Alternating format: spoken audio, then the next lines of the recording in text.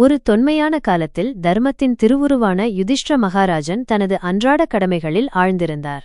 அப்போது பரிதாபமான தோற்றத்துடன் ஒரு யாசகன் அவரது அரண்மனை வாயிலுக்கு வந்தான்.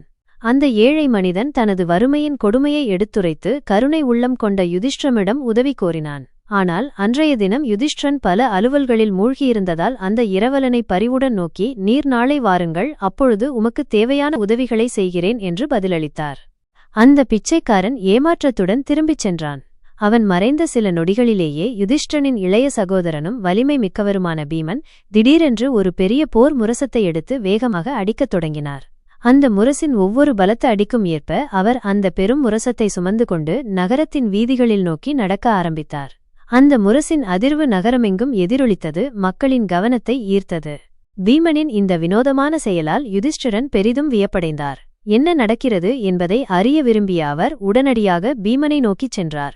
"பீமா, ஏன் இப்படி முரசடித்துக் கொண்டு செல்கிறாய்? என்ன விஷயம்?" என்று கவலையுடன் கேட்டார்.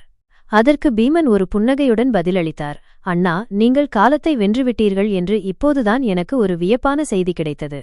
இந்த அற்புதமான செய்தியை இந்த நகரத்தில் உள்ள அனைவருக்கும் உரக்கச் சொல்ல விரும்பினேன்." யுதிஷ்டிரன் குழப்பத்துடன் அவனை பார்த்து, "காலத்தை வெல்வதா? நீங்கள் என்ன சொல்கிறீர்கள் பீமா?" என்று வினவினார். பீமன் மேலும் புன்னகைத்து விளக்கமளித்தார். "அண்ணா, சற்று முன்பு உங்களிடம் உதவி கேட்டு வந்த அந்த பிச்சைக்காரனை நாளை வருமாறு சொன்னீர்கள் அல்லவா?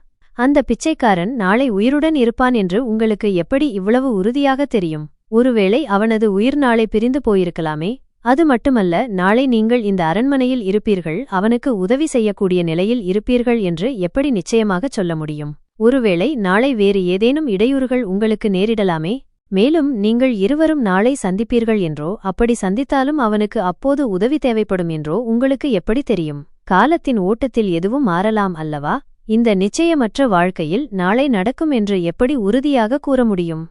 ஆகையால்தான் சொன்னேன், காலத்தின் போக்கையே கணித்து வென்ற முதல் மனிதன் நீங்கள்தான் என்று. இந்த அதிசயமான செய்தியைத்தான் நான் இந்த நகரத்து மக்களுக்கு எல்லாம் உரக்க அறிவிக்கிறேன்." பீமனின் இந்த பதிலை கேட்ட யுதிஷ்டிரன் அதன் ஆழமான பொருளை உணர்ந்தார். தான் எவ்வளவு அஜாக்கிரதையாக இருந்தோம் என்பதை எண்ணி வருந்தினார். உடனடியாக அவர் தன்னுடைய சேவகர்களை அனுப்பி அந்த பிச்சைக்காரனை அழைத்து வர செய்தார். அவன் வந்தவுடன் யுதிஷ்டிரன் அவனுக்கு தேவையான அனைத்து உதவிகளையும் மனமுவந்து அளித்தார்.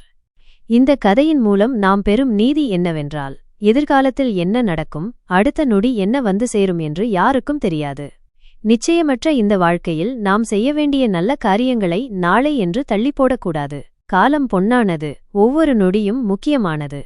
நிகழ்காலத்தில் நம்மால் முடிந்த உதவிகளை செய்வதே சிறந்தது.